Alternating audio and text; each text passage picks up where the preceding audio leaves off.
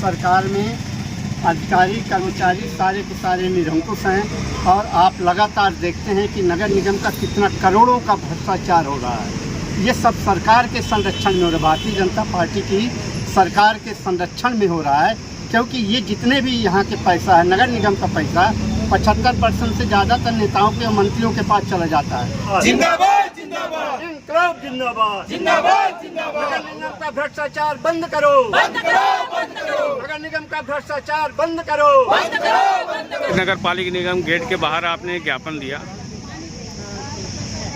किन मुद्दों को लेकर के आपने ज्ञापन और अधिकारियों ने क्या कहा? लंबे समय से विभिन्न वार्डों की नालियां जाम हैं और कहीं कहीं पे तो नाली नहीं बनी है, तो वहाँ भी पानी निकासी के लिए कोई व्यवस्था नहीं बनी है। घरों के आसपास जो है लंबे समय से गंदा पानी भरा हुआ है और कई जगह पर रोड में जो है गड्ढे हैं, उसके लिए कई बार ज्ञापन दिया गया कि विभिन्न वार्डों में जो मुख्य सड़कें हैं उसका सुधार हो और जिलावाड़ टोला में पेयजल के लिए पाइपलाइन डालना था और वहाँ में जो पक्की नाली है उसकी सफाई है।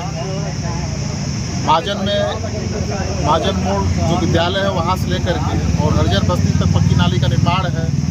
कम्युनिस्ट पार्टी के द्वारा 2023 में कलेक्टर साहब के आदेश से जो है इलेक्ट्रिक बस स्वीकृत कराया गया है एनसीएल से। आज तक नगर निगम उस बस को चलाने में सफल अभी तक नहीं हुआ है। महाजन मोड़ पर एकदम गोलंबर के पास पेट्रोल पंप के सामने अतिक्रमण है जहाँ पे ऑटो खड़े रहते हैं और एक व्यक्ति ने जो है कि अपने प्रॉपर्टी से बाहर आके नगर निगम के प्रॉपर्टी तक उन्होंने अपना मकान बनाया है, उसके ऊपर कोई कार्रवाई नहीं हो रही। रोज हमेशा वहाँ पे जाम लगा रहता है और कहीं की शिकायत है जनता का कि लोगों ने हैंड पंप में अपना निजी मोटर डाल करके और उसका इस्तेमाल कर रहे हैं, जबकि वो हैंड पंप तो सार्वजनिक है, जनता के पानी के लिए था।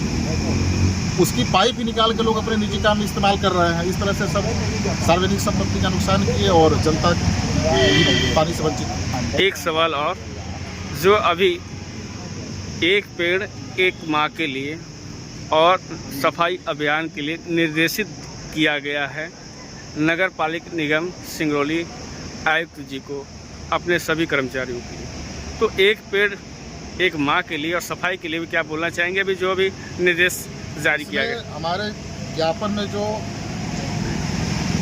एक उसमें है कि इन्होंने एनसीएल का पेड़ काट करके और अमझर विद्यालय की बाउंड्री तोड़ करके इन्होंने सड़क बनाया है। मात्र पार्षद को प्लाट कब्जा करना है। उसको जो वार्ड नंबर 25 के जो पार्षद हैं वो एनसीएल की अवैध जमीन को कब्जा करने के लिए नगर निगम के पैसे से पेड़ को काट के उन्होंने सड़क बनाया है।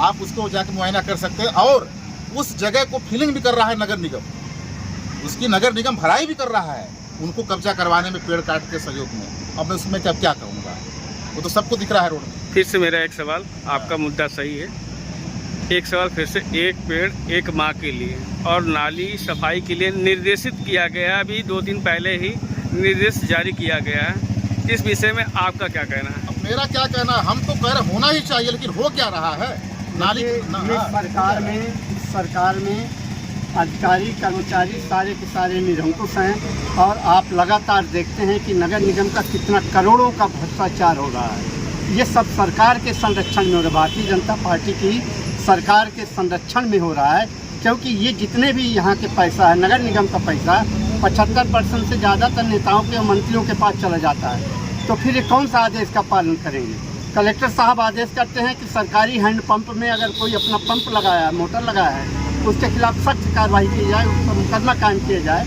ये जितने भी आर्डर निकलते हैं ये जनता को बरगलाने के लिए, जनता को दिखाने के लिए, तो प्रैक्टिकल लेवल पर कहीं कुछ भी नहीं होता। ये भारतीय जनता पार्टी की जब तक सरकार है तो पूरे देश के अंदर में देखिए कि क्या होता है।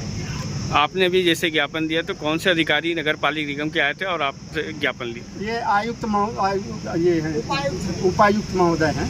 आयुक्त महोदय तो हैं नहीं, आज छुट्टी है, तो उन्होंने उपायुक्त को भेजा है। बैस जी हैं, आरती बैस जी हैं, तो इनको हम लोगों ने तो उन्होंने क्या आश्वासन दिया?